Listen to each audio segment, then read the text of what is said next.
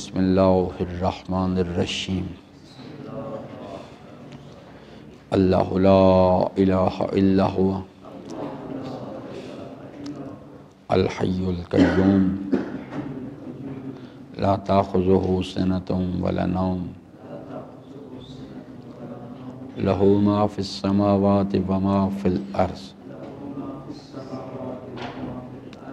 من ذا الذی یشفع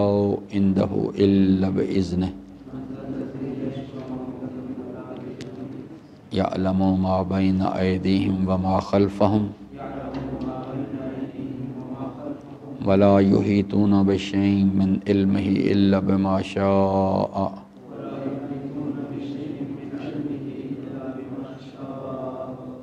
وسع کرسیہ السماوات والارض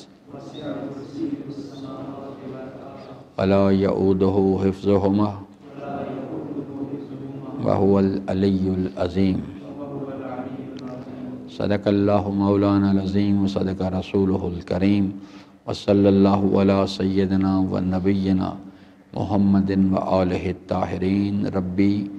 شرح لی صدری ویسر لی امری واحلل عقدۃ من لسانی یفقہوا قولی۔ حضرات محترم، آیت الکرسی کے مطالب میں ہم بات کر رہے تھے اور اس مطالب میں ہماری گفتگو یہاں تک پہنچی تھی کہ آیت الکرسی میں جو بنیادی نظریہ اللہ تعالیٰ نے بیان فرمایا ہے وہ ہے اللہ لا الہ الا ہوا۔ چونکہ اس گزشتہ بحث میں نے عرض کیا کہ انسانی زندگی کے اندر الہ کا تصور جو ہے وہ انسانی زندگی کی ضرورت ہے، اور خرابی جو ہے چاہے وہ یعنی ایاک نعبد کے مسئلے میں یا ایاک نستعین میں پیش ہے، وہ اس شناخت کی خرابی کی وجہ سے ہوتی ہے کہ جب انسان جو ہے وہ اللہ کے سوا کسی اور کو الہ سمجھتا ہے تو پھر ایاک نعبد نہیں ہوتا، پھر وہ اس کو راضی، جس کو الہ سمجھتا ہے اس کو راضی کرنے کے لیے عمل کرتا ہے، اور ایاک نستعین نہیں ہو پاتا، وہ جس کو الہ گردانتا ہے، جس کو سمجھتا ہے اس سے امیدیں وابستہ کرنے شروع کر دیتا۔ خرابی یہاں ہوتی ہے آ کے اصل میں کہ جب انسان کی شناخت اس مقام پہ خراب ہو جاتی ہے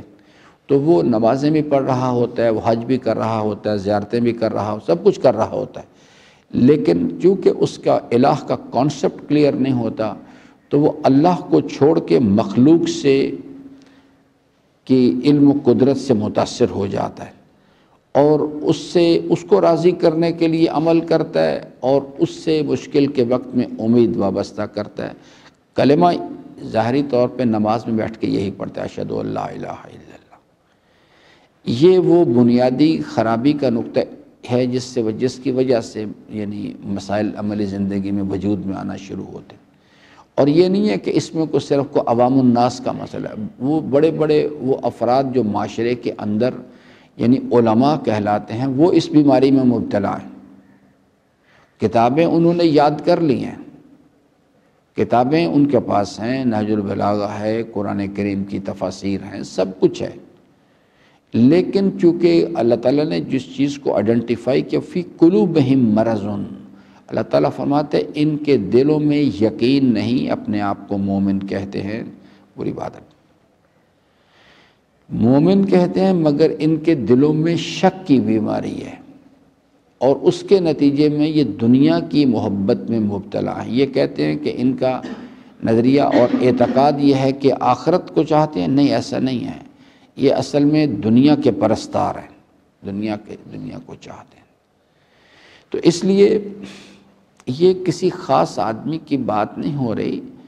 یہ پرابلم جو ہے جب سے یہ اللہ تعالیٰ نے سلسلہ ڈیزائن کیا کہ خلق الموت والحیات لیبلوکم ایکم احسن عملا، یعنی ہمارے باپ آدم سے اگر لے لیا جائے اس چیز کو تو یہ پرابلم پہلے دن سے ہی چل رہا ہے کہ انسان کے پاس یہیں آ کے اگر حابیل و قابیل کی بحث کو بھی اٹھا کے دیکھ لیں وہاں بھی یہی چیز ہے کہ انسان جو ہے وہ شناخت میں غلطی کرتا ہے، اور دو الہ کا ذکر قرآن کریم میں کیا گیا ہے۔ ایک قرآن کریم اللہ تبارک و تعالیٰ جو اللہ تعالیٰ خود بیان فرماتا ہے اپنے آپ کو الہ کے طور پہ پیش کرتا ہے، جیسے یہاں پر یہ سٹیٹمنٹ آئی ہے۔ دوسرے جس الہ کا ذکر ہوتا ہے وہ کیا چیز ہے؟ نفس انسان کا، افرأیت من اتخذ الہہ ہوا، انسان اپنی عقل کو، اپنے تصور ان کو اللہ کے میں انسان کی جو ہے، باقی جتنے بھی الہ ہیں گرد و پیش میں وہ اسی یعنی میرے تعلقات، میرے مولانا صاحب، میرا مال، میری اولاد، میں اور اس کے ساتھ جتنے بھی اٹیچمنٹس آتی ہیں،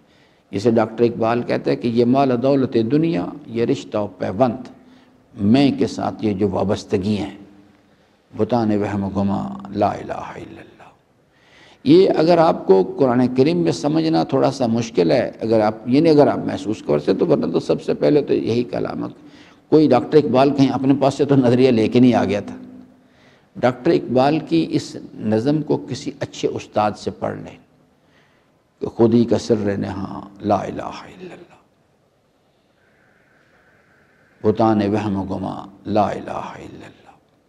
اگر آپ کسی سے پڑھ لیں آپ کو ساری بات روشن ہو جائے گی۔ میں جو بات بار عرض کرتا ہوں کہ ڈاکٹر اقبال جو ہے بہت بڑا عارف آدمی تھا، بہت بڑا عارف آدمی تھا، بڑے بڑے عارفین جو ہیں اس کی گرد کو نہیں پہنچتے، کیونکہ یہ کلام جو ہے نا، یہ نہیں کہ انسان، یہ میں پوری ذمہ داری سے آپ کو کہتا ہوں کہ یہ انسان کلام کہہ نہیں سکتا۔ ڈاکٹر اقبال کے یہ جو نظم ہے لا الہ الا اللہ، اس کے ایک ایک شعر پر 10 پی ایچ ڈیز کی جائے، ایک ایک شعر پر، پوری نظم پہ نہیں، اس پر تو میں کہتا ہوں کہ آپ پوری قوم کو سیدھا کر سکتے ہیں۔ ایک ایک شعر پر اس پہ کئی کی پی ایچ ڈیز کی جائے، اتنے اس مختلف مطالب نکلتے ہیں۔ اس لیے میں کہتا ہوں کہ یہ کسی انسان کے بس کی بات نہیں ہے اس قسم کا کلام کہنا، یہ کلام کہلوائے جاتے ہیں، منبع و سرچشمہ پیچھے کوئی اور ہے۔ تو بہرحال یہ اس نظریے کو ٹھیک کریں۔ میں اس لیے ساری بات آپ سے کر رہا ہوں کہ اس محفل میں بیٹھے ہوئے لوگ جو ہیں بشمول میرے، یہ نہیں کہ میں اپنے آپ کو، ہم سب ابھی اشتباہ کا شکار ہے، ہم نے اللہ کو الہ ماننا تو بعد کی باتیں ہیں، ابھی تو ہمیں اس کا مفہوم ہی سمجھ نہیں آ رہا بات کا، اس چیز کا کہ یہ ہے کیا چیز ہے، یہ کہ اس کائنات میں اللہ کے سوا شان الوہیت کسی کے لیے زیبا نہیں ہے۔ ہم تو ابھی تک مخارج ٹھیک کر رہے ہیں اپنے صرف، ہمارا تو قرآن کریم سے اس قسم کی وابستگی ہے، ہم قرآن حفظ کر رہے ہیں، ہم قرآن کی تلاوت کے مقابلے کر رہے ہیں، ہم قرآن کے اپنے مخارج ٹھیک کر رہے ہیں، ہم اپنی تجوید ٹھیک کر رہے ہیں، ہم تو ابھی اس کے اندر اس وادی میں اترے ہی نہیں ابھی تک کہ ہم اس کے اندر اترتے دیکھتے کہ یہ بات کیا ہو رہی ہے، کون سی منظر کشی کی جا رہی ہے۔ یہ تو اس لیے ادب سے درخواست ہے۔ بہرحال جب اللہ تبارک و تعالیٰ نے یہ نظریہ پیش کیا کہ میرے سوا شان الوہیت کسی کے لیے زیبا نہیں، تو اس نے مجھے مخاطب ہو کے کہا کہ دیکھ بھائی افتخار مرزا، میں ایسے باتیں نہیں کرتا، یہ اللہ تعالیٰ ہر انسان کے ساتھ ایسے باتیں کرتا ہے کہ دیکھو میں ایسے میں نے تجھے نور عقل دی ہے، میں یہ جو بات کہہ رہا ہوں کہ میرے سوا شان الوہیت کسی کے لیے زیبا نہیں، میں تمہیں دلیل دیتا ہوں، اپنی عقل سے کام لو، غور کرو اس پہ، میں تمہیں دلیل دوں گا اس مسئلے پہ، جو دلیل پیش کروں اس کو تمہیں نور عقل سے سرفراز کیے، اپنے اولیاء کے ذریعے سے نور عقل کو استعمال کرنے کا، غور و فکر کرنے کا سلیقہ تعلیم کیے، اس کے مطابق یہ عالمین کی کتاب ہے، میں نے اپنے قدرت کے قلم سے لکھی، آپ اس میں غور کریں۔ ان فی خلق السماوات والارض واختلاف اللیل والنہار لآیات لأولی الالباب۔ اللہ تعالیٰ فرماتا ہے کہ اگر آپ میرے کہنے کے مطابق آپ عمل کریں گے، دلیل میں نے، کائنات میں نے بنائی ہے، نور عقل میں نے دی ہے، وجود میں نے آپ کو دی ہے، میں آپ کو کہہ رہا ہوں کہ آپ اس پہ، اگر آپ میرے کہنے پہ عمل کریں گے آپ اس نتیجے پر پہنچ جائیں گے۔ آپ الہ کی جستجو اور تلاش میں ہے نا، یہ تو میں آپ کو بتا رہا ہوں کہ اس کائنات میں اللہ تعالیٰ فرماتا ہے کہ میرے سوا شان الوہیت کسی کے لیے زیبا نہیں، کسی کے پاس کمال ذاتی ہے ہی نہیں ہے، کمال ہے لیکن ذاتی نہیں، یاد رکھیے گا، اور میری مرضی کے بغیر کوئی کسی کو دے نہیں سکتا۔ میری مرضی کے بغیر کوئی کسی کو دے نہیں سکتا،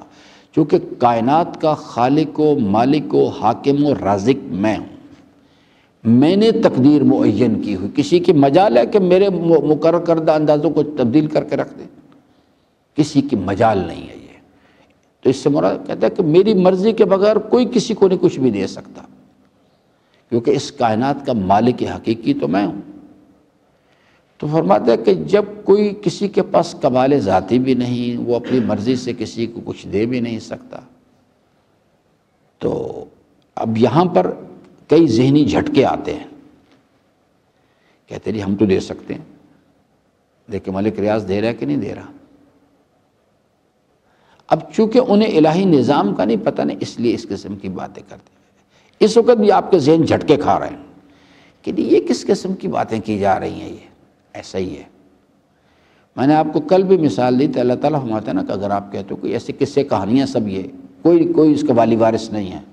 ہم جو مرضی چاہیں کریں، اللہ تعالیٰ فرماتا ہے میں صرف ایک سوال کرتا ہوں، اس کا جواب تلاش کر کے لے آؤ، ہم آپ کی بات مان لیں گے۔ موت کو ٹال کے دکھا دو بس۔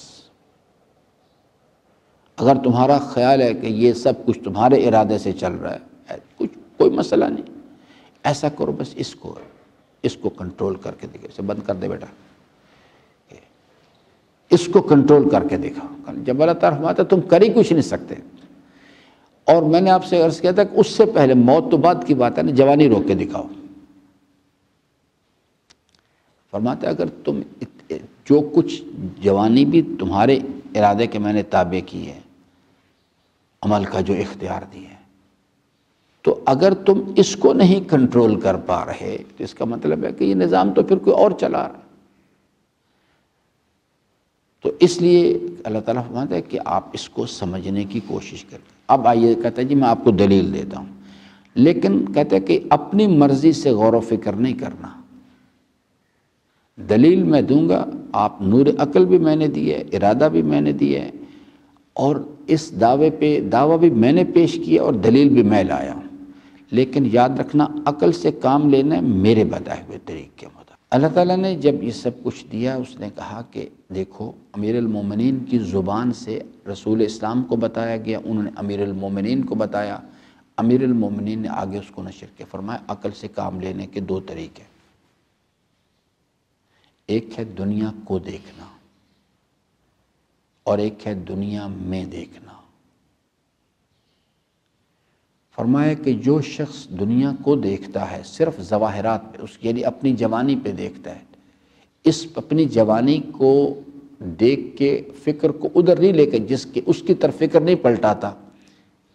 جس نے وجود عطا کیا ہے۔ اللہ تعالیٰ سوال کرتا ہے نا یہ کہ هل اتى علی الانسان حین من الدہر لم یکن شیئا مذکورا، پھر کہتا ہے دیکھ میں تجھے بتاتا ہوں، انا خلقنا الانسان، میں نے تجھے پیدا کیا ہے۔ آثار کو دیکھ کے اگر مؤثر کی طرف صرف ظواہرات کو دیکھتا ہے تو اس کے نتیجے میں حضرت امیر المومنین فرماتے ہیں ظاہری جوانی دیکھتا ہے، ظاہری دنیا کی چمک دمک دیکھتا ہے، دنیا اس کو پکڑ لیتی ہے، اور اس کے نتیجے میں جب عقل صحیح کام نہیں کرتی، جو اس وقت لوگ کر رہے ہیں اسی پرابلم میں، یہ نہیں کہ ان کے، تو حضرت فرماتے ہیں کہ نور عقل کو جب صحیح استعمال نہیں کیا جاتا تو اس کے نتیجے میں عقل کا کام جو ہے غور و فکر کرنا ہے، لیکن غور و فکر کے دو طریقے ہیں۔ ایک غلط طریقہ کار ہے دنیا کو دیکھنا، جب وہ صرف انسان دنیا کو دیکھتا ہے تو عقل ایک نتیجہ منتقل کرتی ہے انسان کے اندر، وہ کیا چیز ہے؟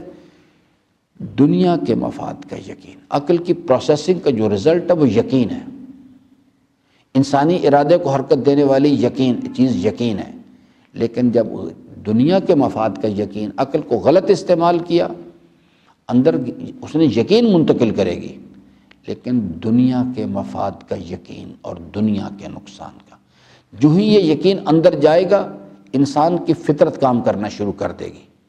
انسان ان الانسان خلق ہلوعا، ہم نے انسان کو مفاد کے لیے حریص پیدا کیا،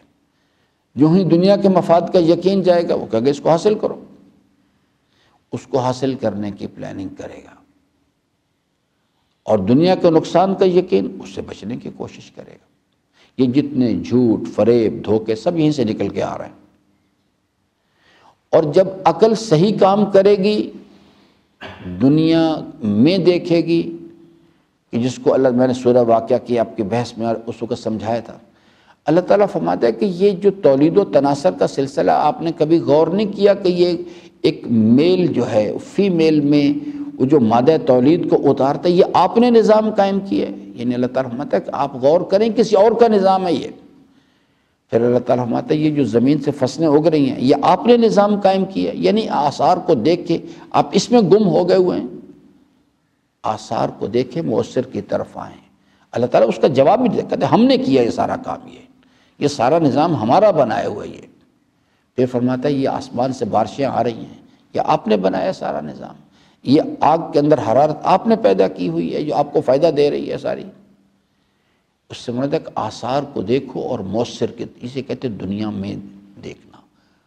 آثار میں گم نہ ہونا۔ جو حضرت نے، یہ بڑی خطرناک پوائنٹ ہے زندگی کا۔ حضرت امام حسین علیہ السلام کی مناجاتوں میں سے باقاعدہ ایک بڑی مشہور و معروف یہ بحث ہے باقاعدہ۔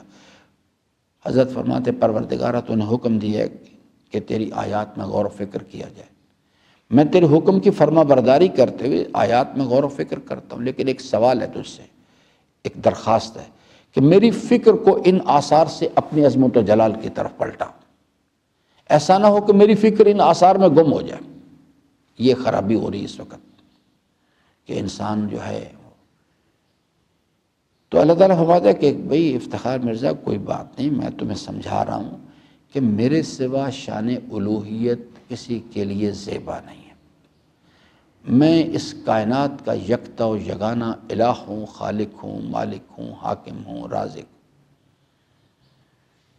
اور میری مرضی کے بغیر کوئی کسی کو، یہ نہیں کہ لوگوں کے مخلوق کے پاس کمال نہیں، بڑے بڑے کمال ہیں، لیکن بذات ہی نہیں ہے۔ اور دوسری چیز ہے کہ اس کی مرضی کے بغیر کوئی کسی کو دے نہیں سکتا۔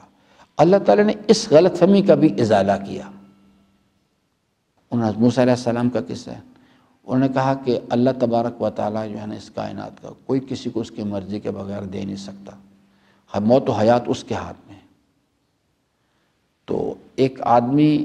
اس کو سزائے موت دی گئی تھی، وہ قید خانے میں تھا، تو اس کو بادشاہ نے اس کو آزاد کر دی، جاؤ بھی دیکھو جی ہم نے اس کو موت تھی اس کو حیات میں تبدیل کر دیا۔ ایک بیچارہ بے جرم و خطا ایک آدمی وہاں سے گزر رہا تھا، اس کو پکڑا، کہتے اسے قتل کر، اسے مروا دیا، کہتے دیکھیں جی میں نے موت دے دی۔ حضرت ابراہیم سمجھ گئے کہ یہ جو ہے نا یہ بے وقوف آدمی ہے، اس کو سمجھ نہیں ہے ان باتوں کی۔ تو حضرت ابراہیم علیہ السلام نے اگلا سوال کیا، انہوں نے کہا اچھا چلو یہ تو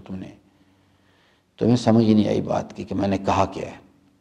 انہوں نے کہا کہ دیکھو میں جس رب کی بات کرتا ہوں، خالق و مالک و حاکم کی، وہ سورج کو مشرق سے نکالتا ہے، اس کے نظام میں یہ ہے۔ اگر تو سمجھتا ہے کہ تو وہ رب ہے، جو کہ یہی بات بار بار کہتا تھا میں رب ہوں، انہوں نے کہا کہ اگر تو اپنے آپ کو رب سمجھتا ہے تو اس سورج کو مغرب سے نکال کے دکھا، اگرچہ کہ مشرق و مغرب بھی اسی کا ہے، لیکن چلو ہم تمہیں کہتے تم مغرب سے نکال کے دکھاؤ ذرا اسے۔ فَبُہِتَ الَّذِي كَفَرَ، اللہ تعالیٰ فرماتا ہے کہ اس نے ایک لحظے کے لیے ابراہیم کی دلیل پر غور کیا اور اس کی عقل جو تھی عاجز ہو گئی بالکل، یعنی اس کی عقل نے ابراہیم کی دلیل کے مقابل پہ شکست تسلیم کر لی، لیکن بات نہیں مانی۔ کیوں نہیں مانی؟ یہ ایک دیگر بحث ہے، انسانی زندگی میں یہ بیہیویئر کیسے بنتے ہیں، لیکن قرآن کہتا ہے فَبُہِتَ الَّذِي، مبہوت ہو گیا بالکل، اس کی عقل بالکل عاجز ہو گئی، یعنی اس کے پاس ابراہیم کے دلیل کے مقابل پہ کوئی جواب موجود نہیں تھا اس چیز کے لیے۔ تو نظام کائنات اللہ کے ہاتھ میں ہے سارا۔ انسان چونکہ دنیا کی چمک دمک انسان کو، خاص طور پہ جوانی انسان کو پکڑتی ہے، تو انسان اس پہ غور نہیں کرتا، وہ سمجھتا ہے یہ ہمیشہ ایسے رہے گی، حالانکہ ایسا ہے نہیں ہے۔ وہ اپنے باپ کی طرف نہیں دیکھتا، اپنے دادا کو نہیں دیکھتا کہ یہ بھی ایک زمانہ تھا، یہ بھی میری طرح جوان تھے، یہ میری طرح، لیکن آج وہ جوانی کہاں چلی گئی؟ انہیں ہاتھ پکڑ کے اٹھانا پڑتا ہے، ان سے چلا نہیں جاتا، ہاسپٹل معذور لوگوں سے بھرے پڑے ہیں، ہم جاتے ہیں لیکن ہماری نگاہوں پہ غفلت کا پردہ ہے، ہم سمجھتے ہیں کہ یہ بیچارے بیمار یہ ہو گئے، میں نے ٹھیک رہنا ہے۔ اس کو اس وقت پتہ لگتا ہے جب اچانک بیماری آ کے اس پہ پکڑ لیتی ہے، آ کے وہ بیچارہ بستر پہ پڑا ہوتا ہے، پھر رو پیٹ رہا ہوتا ہے، چلا نہیں جاتا، کھڑا نہیں ہوا جاتا، بات نہیں کی جاتی۔ لیکن اللہ تعالیٰ فرماتا ہے جس وقت ہم اس کو مصیبت میں مبتلا کر دیتے ہیں تو پھر رونا پیٹنا شروع کر دیتا ہے، پروردگارا بچا لے کسی طرح سے، مجھے ٹھیک ہے۔ میرا ایک عزیز ہے یہاں پہ، وہ بیمار ہو گیا، جوان آدمی ہے، کوئی میں خیال کو ہوگا 30-32 سال کا یا اس سے 35 سال کا ہوگا، بیمار ہو گیا، کچھ عرصہ پہلے کی بات ہے، 6-7 سال یا 8 سال ہوگا ایسا کچھ، بالکل بستر پہ چلا گیا، جان کے لالے پڑ گئے۔ پھر ماں بھی دعائیں کر رہی ہے، وہ بھی دعائیں کر رہا ہے، اللہ تعالیٰ نے فرماتا ہے کہ جب ہم انہیں ٹرمائل میں ڈال دیتے ہیں نا تو رونا پیٹنا شروع کر دیتے، پروردگارا بس تو ایک مرتبہ مہلت دے دے، میں بالکل ٹھیک ہو جاؤں گا، میں ہمیشہ تیری فرما برداری کروں گا۔ وہ مجھے کہتا تھا آغا صاحب میں نے موت کو سامنے دیکھا ہے، لیکن اللہ تعالیٰ فرماتا ہے پھر جب ان کی اس فریاد کو، اللہ تعالیٰ فرماتا ہے ہم جانتے تو ہیں، لیکن جب وہ داد و فریاد کرتا ہے ہم کہتے چلو کوئی بات نہیں، ہم گردش زمانہ کو حرکت دیتے ہیں، اس بیماری کو پھر صحت میں تبدیل کر دیتے ہیں۔ اللہ تعالیٰ فرماتا ہے جو ہی صحت مند ہوتے ہیں اس طرح سے مجھے فراموش کر دیتے جیسے مجھے کبھی جانتے ہی نہیں ہیں، لیکن جب مشکل آتی ہے تو روتے ہیں پیٹتے ہیں، بس مر گئے، فریاد یہ، لیکن انسان ظلومن جہول ہے، واقعہ ہوا ہے، وہ بھول جاتا ہے ان باتوں کو۔ اللہ تعالیٰ نے ایسے نہیں کہا کہ دن میں 5 مرتبہ آ کے تو اس بات کا اقرار کرو کہ الحمدللہ رب العالمین، میرے پاس کوئی کمال، سب کچھ تیرا دیا ہوا ہے، تاکہ انسان میں سرکشی نہ آئے، میں کو ختم کیا جا سکے، ورنہ کوئی بھی نہ مانے، اللہ کو کیا نقصان پہنچتا ہے اس چیز سے۔ تو کہتا ہے دیکھ تو عقل سے کام لے، میں منبع حیات ہوں کائنات کا۔ کل میں نے عرض کیا تھا ایک ہوتا ہے صاحب حیات ہوں، تمام مخلوقات صاحب حیات ہیں، تمام مخلوقات ان 4 مراحل سے گزر رہی ہیں، الذی خلق فسوی قدر فہدی۔ تمام یہ جو انسان، حضرت انسان ہے، ان کے بارے میں یہ 5 مراحل کا ذکر کیا، یہ اس مراحل میں سے میں کل انشاءاللہ تفصیل سے سمجھاؤں گا اس بات کو کہ اللہ تعالیٰ فرماتا ہے الحی کا مطلب ہے کہ کسی کے پاس حیات ذاتی نہیں ہے۔ حیات کہتے ہیں علم، کمال جتنا بھی ہے نا حیات، یہ ان چیزوں سے بنتا ہے، علم جمع قدرت جمع ارادہ۔ فرماتا ہے کہ میں اس کائنات کا منبع حیات ہوں، مخلوقات صاحب حیات ہیں، ان کے پاس جو کچھ بھی حیات کی شکل ہے، کمال وجود کی شکل میں یا اس وجود میں کسی اس کے اندر پائے جانے والے کسی کمال کی شکل میں، سب کچھ میرا دیا ہوا ہے۔ وہ اپنے وجود کے لیے میرے محتاج ہیں، وجود کی بقا کے لیے میرے محتاج ہیں، اپنے ہر کمال کے لیے میرے محتاج ہیں، کمال کی بقا کے لیے میرے محتاج ہیں، اور کمال کی ارتقاء کے لیے میرے محتاج ہیں، اور یہ لمحہ بلمحہ محتاج ہیں۔ اگر میں ایک لحظے کے لیے بھی اپنے لطف و عنایت کی نظر جو ہے اس کو آپ سب کچھ حضرت فرماتے ہیں وجود سے عدم کی طرف واپس چلا جائے گا۔ تو اللہ تعالیٰ فرماتا ہے کہ میں منبع حیات ہوں، اس لیے میرے سوا شان الوہیت کسی کے لیے زیبا نہیں قائم، اور القیوم میں قائم بذات ہی ہوں، مجھے اپنے وجود کے لیے اپنے کمال کسی کی ضرورت نہیں ہے، لیکن میری مخلوق جو ہے وہ میری شان قیومیت کے نتیجے میں اپنے مقام پہ۔ اس کے لیے کل میں انشاءاللہ آپ کو عرض کروں گا، حیات کے بھی مختلف مراحل ہیں، یہ جو ہے کنتم امواتن فاحیاکم ثم یمیتکم ثم یحییکم ثم الیہ ترجعون، ہر مرحلے میں حیات ہے، اس کے مختلف قوانین ہیں، سب کچھ اسی منبع حیات کا بنایا ہوا ہے۔ کل انشاءاللہ اس پر تفصیل سے بات کریں گے۔ اللہ تعالیٰ سے امیدوار ہوں کہ اللہ تبارک و تعالی ہم سب کو قرآن کریم کو پڑھنے، سمجھنے اور اس کے فرامین پر عمل پیرا ہونے کی توفیق عطا فرمائے۔ درود پڑھ لے محمد و آل محمد علیہ السلام۔